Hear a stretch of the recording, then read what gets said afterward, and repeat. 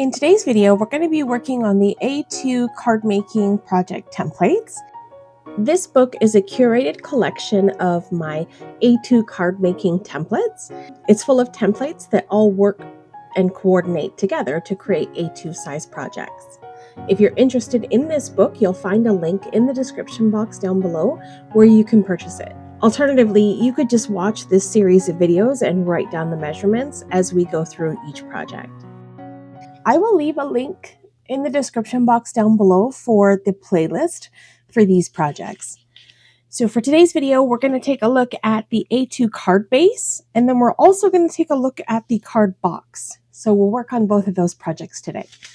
So let's start with the card base. So there are a couple of ways to cut an A2 size card base. You can create a top folding card, or you can create a side folding card that is either portrait or landscape. So let's take a look at those. So the template book gives you the measurements and the steps to go ahead and make those card bases. And I'm just going to set the template aside and we'll work on this together. Okay, for the first card base, we'll do some top folding A2 size cards. So I have a standard piece of cardstock that measures 8.5 by 11 inches. And this is going to give us 2 card bases. So we're going to cut across the 8.5 inch side at 4 1/4. Okay, so 2 card bases here. I'm going to grab my scoreboard and I'm going to put this in my scoreboard across the 11 inch side, and I'm going to score at 5 1/2 inches.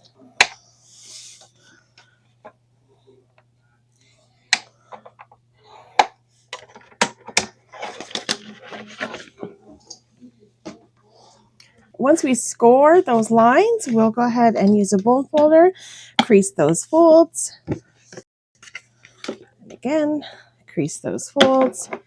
So you'll end up with 2 top folding A2 size note cards, and they measure 4 1/4 by 5 1/2. That's an A2 size note card. Now you could have it top folding so it stands like this. You could also turn it sideways so it opens up like a book. That's an option as well. Okay, so again, you get 2 card bases out of that.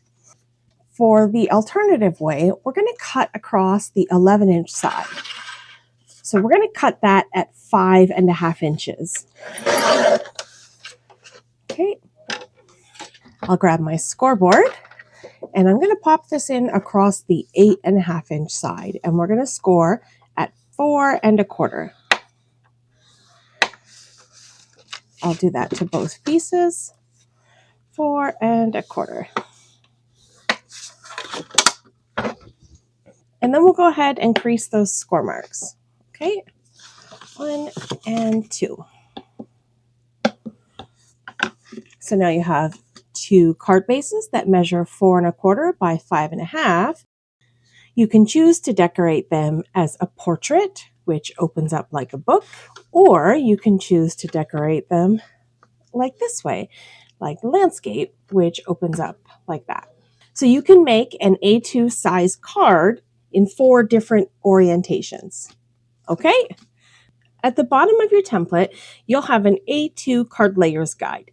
So this gives you all of the measurements in 1/4 inch increments. And I've gone ahead and cut out a sample so that when I'm designing a card, I have an idea of what size layer that I'll need. So this is a good little tip to have. Just cut them out of colored cardstock so that you can take a look at what size piece that you'll need. This is also great if you have scraps.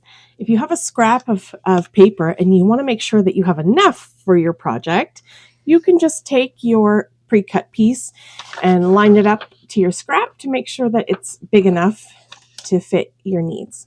I hope that makes sense. So I'll just grab a card base, for example. If I want to determine how much card base space I want to have as a border, then I could do that. I could also figure out what size of a matte layer that I want. If I want more pattern paper or more card front showing, I could do that. And you just get a really nice idea of how the layers look when you're planning your card layouts. All right, let's move into making a box.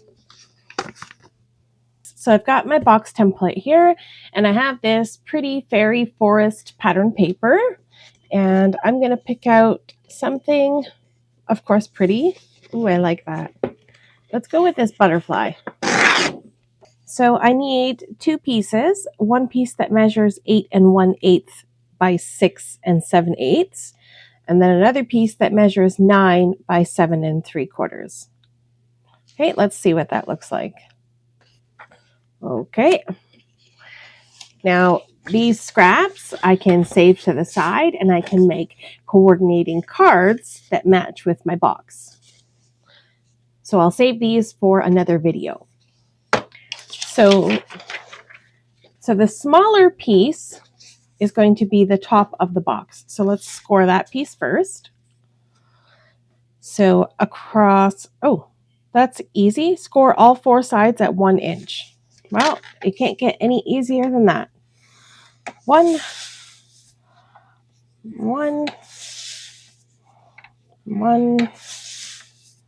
and one.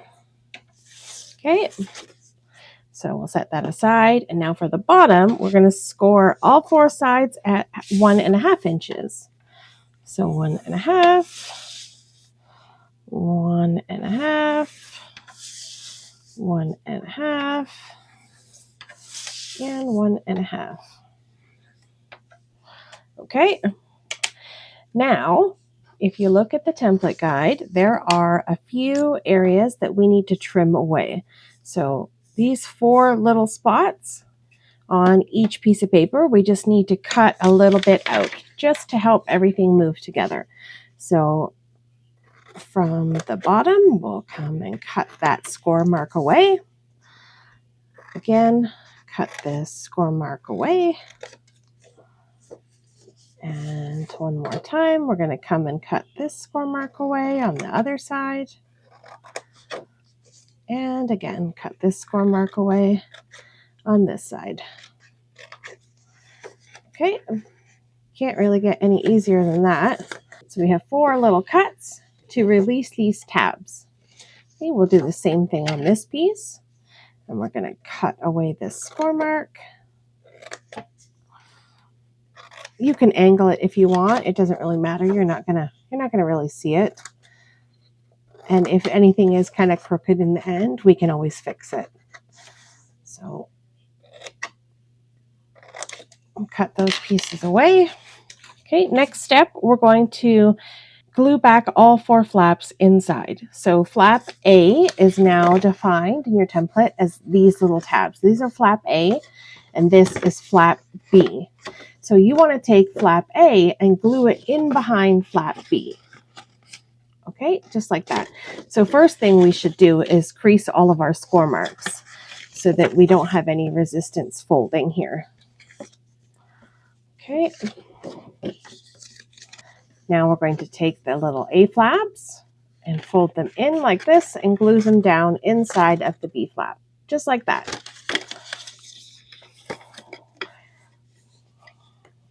So I'm going to use some liquid glue here and just cover that little flap, all 4 of them, and glue them together, making sure that I have 90-degree angles on all of the sides. This project is pretty forgiving, so it doesn't have to be perfect, but okay. So the bottom of our box is formed. Sometimes I like to come in with some paper clips just to hold those flaps down while the glue adheres. So I'll just do that really quickly so that I can move on to the next piece and not have to worry about the glue not adhering. I can set this aside until it dries. Okay. And now we're going to do the same thing to this piece. So I'll fold those flaps, crease them with my bone folder. Okay. And then apply adhesive to those 4 tabs. Same way. 1, 2, 3, and 4. And fold them up. glue them down. Same thing on this side. And then just to make sure those adhere, I'll just grab some paper clips and pinch those pieces. Make sure that they're all dry. Okay, so now we have two pieces, the top and the bottom. So the bottom is a little bit thicker than the top. This way you can hold all of your envelopes and cards and it will fit nicely. So I think we can remove these paper clips now. I think we're okay here too. That glue is pretty quick to grab.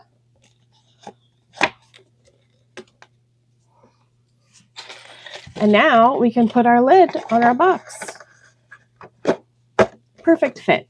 Look at that. Isn't that pretty?